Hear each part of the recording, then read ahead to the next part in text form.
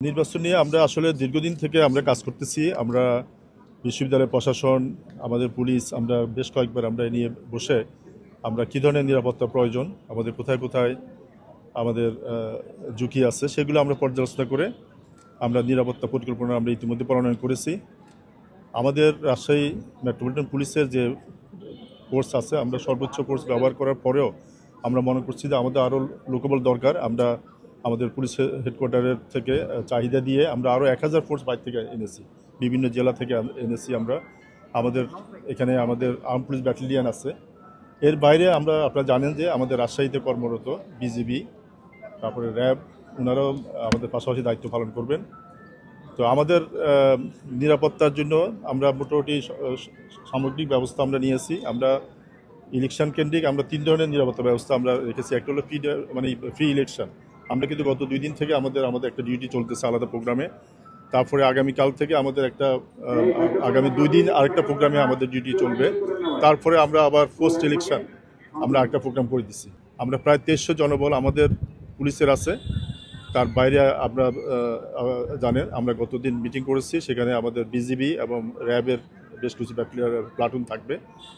তো নিরাপত্তার ক্ষেত্রে আমরা মনে করি কোনো ধরনের সমস্যা হবে না, সব ধরনের ব্যবস্থা আমাদের আছে। আমরা আমাদের ফোর্সকে, অফিসারদেরকে আমরা বারবার ব্রিফ করছি, যাতে করে যেহেতু ছাত্রছাত্রীদের এই নির্বাচন বিশ্ববিদ্যালয়ের, তো সেক্ষেত্রে তারা যাতে সবার সাথে ভালো ব্যবহার করে, তারা যাতে কোনো ধরনের খারাপ আচরণ তাদের বিরুদ্ধে না আসে, আমরা সেজন্য আমরা সবসময় তাদেরকে ব্রিফ দিয়ে থাকি।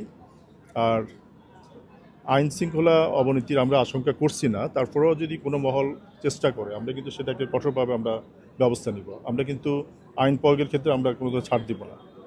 আমরা ভদ্র ব্যবহার করার অর্থ এই না যে আমরা ছাড় দিব।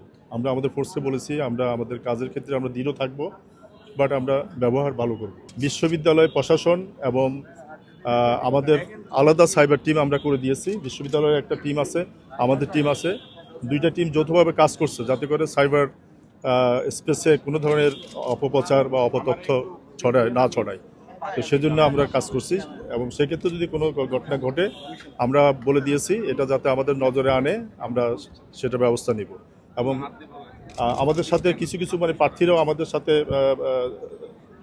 আমাদের অফিসে গিয়ে দেখা করছিল এইসব বিষয় নিয়ে, তাদের ইস্যুগুলো বলছে। আমরা সেখানে বলছি, আমরা প্রার্থীদেরকেও বলছি যে তারা যাতে কোনো উস্কানিতে তারা যাতে প্রতিক্রিয়া না দেখায়, তারা যাতে কোনো ধরনের কোনো উস্কানি প্রতিক্রিয়া না দেখে, সেটা যাতে প্রশাসনের নজরে আনে, পুলিশের নজরে আনে, পুলিশ সেটা দেখবে। এখানে বিশ্ববিদ্যালয়ে আপনারা জানেন ক্যাম্পাসটা অনেক বড় এবং বিশ্ববিদ্যালয়ের ক্যাম্পাসের বেশ কিছু জায়গাতে বাউন্ডারি ওয়াল নেই। তো সেখানে বিশ্ববিদ্যালয় প্রশাসন আমরা অনুরোধ করছিলাম ওনাদেরকে, ওনারা টেম্পোরারি কিছু স্ট্রাকচার সেখানে করে দিয়েছেন এবং কিছু গেট বন্ধ করে দিয়েছেন। তারপরেও প্রায় 7টা গেট খোলা থাকবে। এই 7টা গেটে আমাদের নিরাপত্তা ব্যবস্থা থাকবে। সারা আমাদের 3 দিনে পুলিশের আমাদের ব্যবস্থা থাকবে যাতে করে ওখান থেকে বহিরাগত লোক প্রবেশ না করে।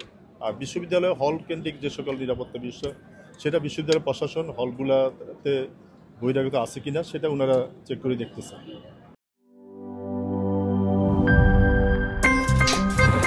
আমার একটা স্মার্ট সিদ্ধান্তে 25% গ্যাসের খরচ কমেছে। ভাবছেন কিভাবে?